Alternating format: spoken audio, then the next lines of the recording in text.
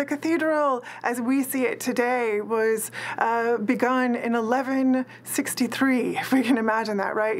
Over 800 years ago, and persisted, was built over the course of more than 100 years through the 13th century. It changed in styles to express new ideas, new notions of devotion and what the divine was. It changed to accommodate more and more visitors who came to Paris as the city itself grew. And exactly, like a monument that is witness to so much that happens around it, Notre-Dame was there for people during the period of the plague in the 14th century that devastated cities like Paris. It was there during the period of the 100 Years' War, a backdrop to the story that played out for someone like Joan of Arc, another hero in French history. Likewise, the cathedral persisted through periods of religious war, which marred France.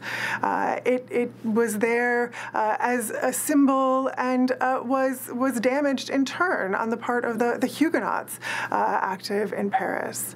It, of course, persisted through the Revolution as well and was a symbol to people in the Revolution, particularly the carving of the kings, representations of the Old Testament kings that were also viewed as representations of the kings of France.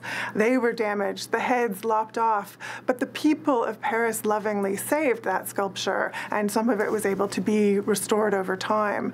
Notre-Dame also persisted through the two world wars, which is remarkable, as other grand cathedrals in France did not. Chartres, for example, Soissons, Amiens, cathedrals that were damaged, particularly during either the First or Second World War in bombing campaigns. That was not the fate for Notre-Dame. The people of Notre-Dame actually took down the glass, preserved it, did what they could to preserve the stonework of the cathedral.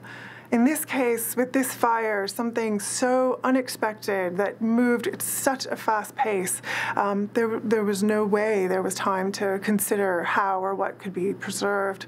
So the building itself really has witnessed scores of French history, witnessed the very making and remaking of a notion of France and of the French monarchy.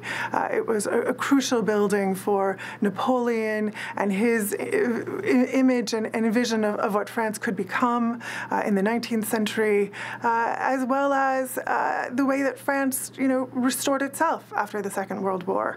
It became a symbol for people of unity and of what it means to rebuild and remake French civilization.